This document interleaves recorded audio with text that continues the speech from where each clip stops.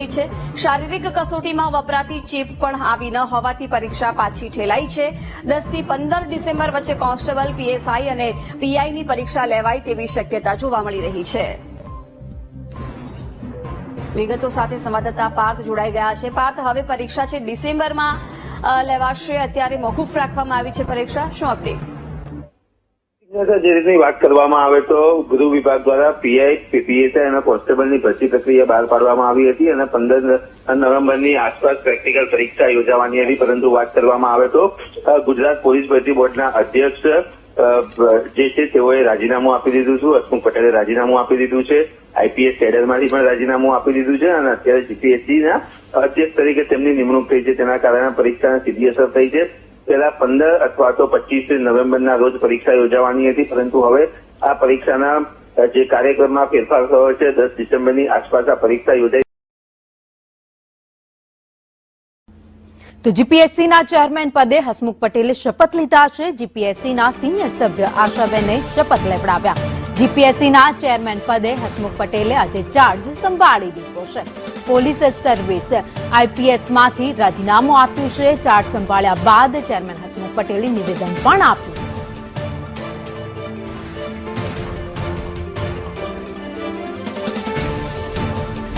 Chairman તરીકે retired IPS અધિકારી હસમુખભાઈ પટેલે ચાર્જ લીધો છે। સીધા હસમુખભાઈ સાથે વાત કરીશું। હસમુખભાઈ, 23માં અધ્યક્ષ તરીકે આપે આજે ચાર્જ લીધો છે જીપીએસસીના। પ્રાથમિકતા શું સૌથી પહેલાં તો, કારણ કે તમારી પ્રાથમિકતા પહેલેથી પ્રામાણિકતા વર્ષોથી રહી છે? પ્રાથમિકતા એક તો અત્યારે જીપીએસસી જે બધું કામ કરી રહી છે અને ઘણા સમયથી જીપીએસસીના ભરતીઓ એની જાહેરાત નિયમિત આવે, એક્ઝામો નિયમિત થાય અને પરિણામો નિયમિત આવે છે। એ કામ વધારે સારી રીતે થાય એ માટે સતત પ્રયત્ન કરીશું। બીજું, પ્રામાણિકતાની વાત કરો છો તો હંમેશા જે અત્યારે જીપીએસસીમાં જે સિસ્ટમો બની છે કે જેમાં ઇન્ટરવ્યૂમાં વિદ્યાર્થીનું નામ પણ બોર્ડ પાસે હોતું નથી, તો એ જે એકદમ ટ્રાન્સપરન્ટ અને પ્રામાણિકતાભરી જે સિસ્ટમ છે એ રીતે એનો વધારે ને વધારે સારો ઉપયોગ કરી અને આવનારા સમયમાં ગુજરાતમાં વર્ગ 1 અને વર્ગ 2ના વધારે સક્ષમ અને પ્રામાણિક લોકો વહીવટીતંત્રમાં આવે અને એ રીતે લોકોના જીવનમાં યોગદાન કરે, એ જીપીએસસીની પ્રાથમિકતા રહેશે। ખાસ જે સ્થિતિ છેલ્લા કેટલાક સમયથી આ ક્લાસ 1-2ની પરીક્ષામાં દેખાય છે, અગાઉના ચેરમેન અને સભ્યોના ઇન્ટરવ્યૂના અનુભવના આધારે, કે પુસ્તકીય જ્ઞાન વધારે જોવા મળે છે। જેમ પોલીસ ભરતીમાં રિફોર્મ જોવા મળ્યા છે, એવા કોઈ રિફોર્મ ક્લાસ 1-2માં દેખાશે? કારણ કે માત્ર પુસ્તકીય જ્ઞાન સીધું ફિલ્ડમાં ઉપયોગ નથી આવતું, એ પ્રકારની સ્થિતિ ઘણા સમયથી જોવા પણ મળી છે। મને એવું લાગે છે કે જ્યાંથી ડૉક્ટર દિનેશ દાસા જ્યારે અધ્યક્ષ બન્યા ત્યારે એમણે જ્યારે પહેલી વાર પરીક્ષા લીધી ત્યારે ઉમેદવારોને બહુ આમ આંચકો લાગેલો, કારણ કે એમાં તમે જે પુસ્તકીય જ્ઞાન કહો છો એ પ્રકારના પ્રશ્નોની જગ્યાએ ઉમેદવારે વિચારવું પડે એવા પ્રશ્નો આવ્યા। અને આમ પણ આજે આપણે માહિતી તો એટલી બધી ઉપલબ્ધ છે, કોઈ વ્યક્તિ પાસે માહિતી નહીં હોય તો અટકવાનું નથી, પણ જે પણ માહિતી છે એ માહિતીને પ્રોસેસ કરીને યોગ્ય નિર્ણય કરવો એ વહીવટની સૌથી મોટી કસોટી હોય છે। કોઈ પણ પ્રશાસનિક અધિકારી છે એને દરેક વખતે બધી માહિતી એની પાસે ઉપલબ્ધ હોતી નથી। જે પણ માહિતી હોય છે એ માહિતીમાંથી એને શ્રેષ્ઠ નિર્ણય કરવાનો હોય છે।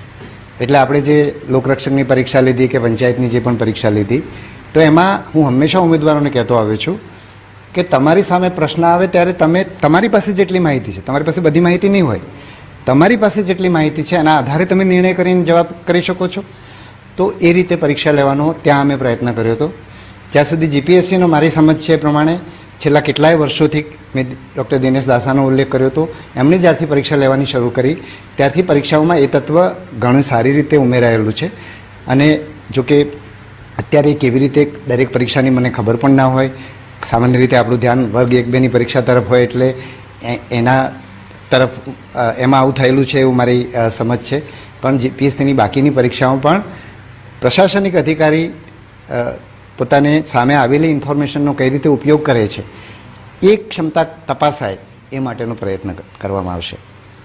સરકારે તમને પોલીસ ભરતી બોર્ડની પણ જવાબદારી આપી હતી। હવે ઉમેદવારોને ચિંતા છે કે સાલું અમારી પરીક્ષાનું શું થશે, કારણ કે તમે જે તારીખ આપી હતી નવેમ્બરના અંતમાં, એ હવે ઉમેદવારોને ચિંતા છે કે સાલું જીપીએસસીમાં સાહેબ ગયા, જીપીએસસી તો બરાબર ચાલશે પણ અમારું કોન્સ્ટેબલનું શું?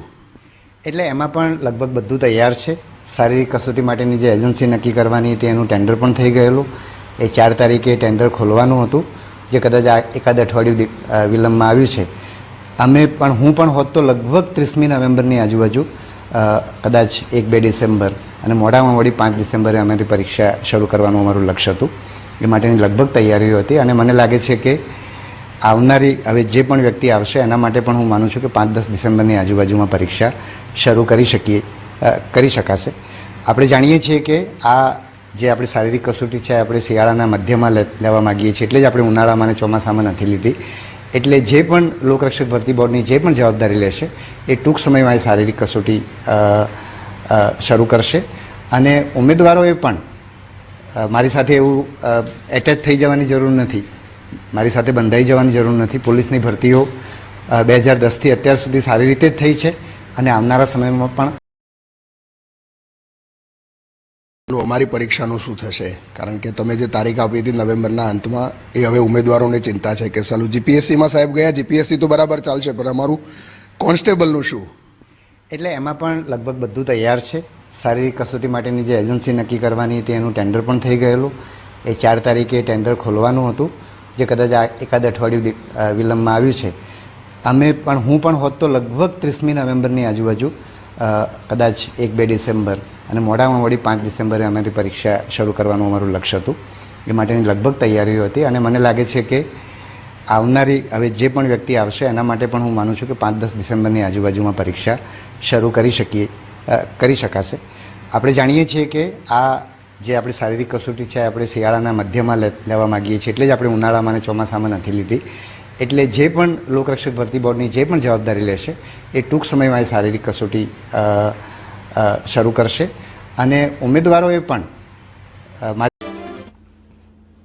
તો જીપીએસસીના ચેરમેન પદે હસમુખ પટેલે શપથ લીધા છે. જીપીએસસીના સિનિયર સભ્ય આશાબેને શપથ લેવડાવ્યા. જીપીએસસીના ચેરમેન પદે હસમુખ પટેલે આજે ચાર્જ સંભાળી લીધો છે. પોલીસ સર્વિસ આઈપીએસમાંથી રાજીનામું આપ્યું છે. ચાર્જ સંભાળ્યા બાદ ચેરમેન હસમુખ પટેલે નિવેદન પણ આપ્યું.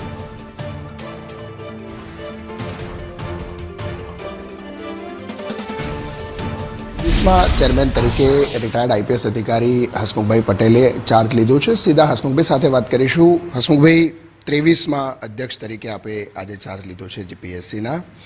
પ્રાથમિકતા શું સૌથી પહેલાં તો? કારણ કે તમારી પ્રાથમિકતા પહેલેથી પ્રમાણિકતા વર્ષોથી રહી છે. પ્રાથમિકતા એક તો અત્યારે જીપીએસસી જે બધું કામ કરી રહી છે અને ઘણા સમયથી જીપીએસસીના ભરતીઓ એની જાહેરાત નિયમિત આવે, એક્ઝામો નિયમિત થાય અને પરિણામો નિયમિત આવે છે. એ કામ વધારે સારી રીતે થાય એ માટે સતત પ્રયત્ન કરીશું. બીજું, પ્રમાણિકતાની વાત કરો છો તો હંમેશા જે અત્યારે જીપીએસસીમાં જે સિસ્ટમો બની છે કે જેમાં ઇન્ટરવ્યૂમાં વિદ્યાર્થીનું નામ પણ બોર્ડ પાસે હોતું નથી, તો એ જે એકદમ ટ્રાન્સપરન્ટ અને પ્રમાણિકતાભરી જે સિસ્ટમ છે એ રીતે એનો વધારે ને વધારે સારો ઉપયોગ કરી અને આવનારા સમયમાં ગુજરાતમાં વર્ગ 1 અને વર્ગ 2ના વધારે સક્ષમ અને પ્રમાણિક લોકો વહીવટીતંત્રમાં આવે અને એ રીતે લોકોના જીવનમાં યોગદાન કરે, એ જીપીએસસીની પ્રાથમિકતા રહેશે. ખાસ જે સ્થિતિ છેલ્લા કેટલાક સમયથી આ ક્લાસ 1-2ની પરીક્ષામાં દેખાઈ છે, અગાઉના ચેરમેન અને સભ્યોના ઇન્ટરવ્યૂના અનુભવના આધારે કે પુસ્તકીય જ્ઞાન વધારે જોવા મળે છે. જેમ પોલીસ ભરતીમાં રિફોર્મ જોવા મળ્યા છે, એવા કોઈ રિફોર્મ ક્લાસ 1-2માં દેખાશે? કારણ કે માત્ર પુસ્તકીય જ્ઞાન સીધું ફિલ્ડમાં ઉપયોગ નથી આવતું, એ પ્રકારની સ્થિતિ ઘણા સમયથી જોવા પણ મળી છે. મને એવું લાગે છે કે જ્યાંથી ડૉક્ટર દિનેશ દાસા જ્યારે અધ્યક્ષ બન્યા ત્યારે એમણે જ્યારે પહેલી વાર પરીક્ષા લીધી ત્યારે ઉમેદવારોને બહુ આમ આંચકો લાગેલો. કારણ કે એમાં તમે જે પુસ્તકીય જ્ઞાન કહો છો એ પ્રકારના પ્રશ્નોની જગ્યાએ ઉમેદવારે વિચારવું પડે એવા પ્રશ્નો આવ્યા. અને આમ પણ આજે આપણે માહિતી તો એટલી બધી ઉપલબ્ધ છે, કોઈ વ્યક્તિ પાસે માહિતી નહીં હોય તો અટકવાનું નથી, પણ જે પણ માહિતી છે એ માહિતીને પ્રોસેસ કરીને યોગ્ય નિર્ણય કરવો એ વહીવટની સૌથી મોટી કસોટી હોય છે. કોઈ પણ પ્રશાસનિક અધિકારી છે એને દરેક વખતે બધી માહિતી એની પાસે ઉપલબ્ધ હોતી નથી. જે પણ માહિતી હોય છે એ માહિતીમાંથી એણે શ્રેષ્ઠ નિર્ણય કરવાનો હોય છે. એટલે આપણે જે લોકરક્ષકની પરીક્ષા લીધી કે પંચાયતની જે પણ પરીક્ષા લીધી, તો એમાં હું હંમેશા ઉમેદવારોને કહેતો આવ્યો છું કે તમારી સામે પ્રશ્ન આવે ત્યારે તમે તમારી પાસે જેટલી માહિતી છે, તમારી પાસે બધી માહિતી નહીં હોય, તમારી પાસે જેટલી માહિતી છે એના આધારે તમે નિર્ણય કરીને જવાબ કરી શકો છો. તો એ રીતે પરીક્ષા લેવાનો ત્યાં અમે પ્રયત્ન કર્યો હતો. જ્યાં સુધી જીપીએસસીનો મારી સમજ છે એ પ્રમાણે છેલ્લા કેટલાય વર્ષોથી મેં ડૉક્ટર દિનેશ દાસાનો ઉલ્લેખ કર્યો હતો, એમણે જ્યારથી પરીક્ષા લેવાની શરૂ કરી ત્યારથી પરીક્ષાઓમાં એ તત્વ ઘણું સારી રીતે ઉમેરાયેલું છે. અને જો કે અત્યારે કેવી રીતે દરેક પરીક્ષાની મને ખબર પણ ના હોય. સામાન્ય રીતે આપણું ધ્યાન વર્ગ 1-2ની પરીક્ષા તરફ હોય એટલે એના તરફ એમાં આવું થયેલું છે એવું મારી સમજ છે. પણ જીપીએસસીની બાકીની પરીક્ષાઓ પણ પ્રશાસનિક અધિકારી પોતાને સામે આવેલી ઇન્ફોર્મેશનનો કઈ રીતે ઉપયોગ કરે છે એ ક્ષમતા તપાસાય એ માટેનો પ્રયત્ન કરવામાં આવશે. સરકારે તમને પોલીસ ભરતી બોર્ડની પણ જવાબદારી આપી હતી. હવે ઉમેદવારોને ચિંતા છે કે સાલું અમારી પરીક્ષાનું શું થશે, કારણ કે તમે જે તારીખ આપી હતી નવેમ્બરના અંતમાં, એ હવે ઉમેદવારોને ચિંતા છે કે સાલું જીપીએસસીમાં સાહેબ ગયા, જીપીએસસી તો બરાબર ચાલશે પણ અમારું કોન્સ્ટેબલનું શું? એટલે એમાં પણ લગભગ બધું તૈયાર છે. શારીરિક કસોટી માટેની જે એજન્સી નક્કી કરવાની હતી એનું ટેન્ડર પણ થઈ ગયેલું. એ 4 તારીખે ટેન્ડર ખોલવાનું હતું, જે કદાચ એકાદ અઠવાડિયું વિલંબમાં આવ્યું છે. હું પણ હોત તો લગભગ 30મી નવેમ્બરની આજુબાજુ, કદાચ 1-2 ડિસેમ્બર અને મોડામાં મોડી 5 ડિસેમ્બરે અમારી પરીક્ષા શરૂ કરવાનું અમારું લક્ષ્ય હતું. એ માટેની લગભગ તૈયારીઓ હતી અને મને લાગે છે કે આવનારી હવે જે પણ વ્યક્તિ આવશે એના માટે પણ હું માનું છું કે 5-10 ડિસેમ્બરની આજુબાજુમાં પરીક્ષા શરૂ કરી શકાશે. આપણે જાણીએ છીએ કે આ જે આપણી શારીરિક કસોટી છે આપણે શિયાળાના મધ્યમાં લેવા માગીએ છીએ, એટલે જ આપણે ઉનાળામાં અને ચોમાસામાં નથી લીધી. એટલે જે પણ લોકરક્ષક ભરતી બોર્ડની જે પણ જવાબદારી લેશે એ ટૂંક સમયમાં એ શારીરિક કસોટી શરૂ કરશે. અને ઉમેદવારોએ પણ મારી સાથે એવું એટેચ થઈ જવાની જરૂર નથી, મારી સાથે બંધાઈ જવાની જરૂર નથી. પોલીસની ભરતીઓ 2010થી અત્યાર સુધી સારી રીતે જ થઈ છે અને આવનારા સમયમાં પણ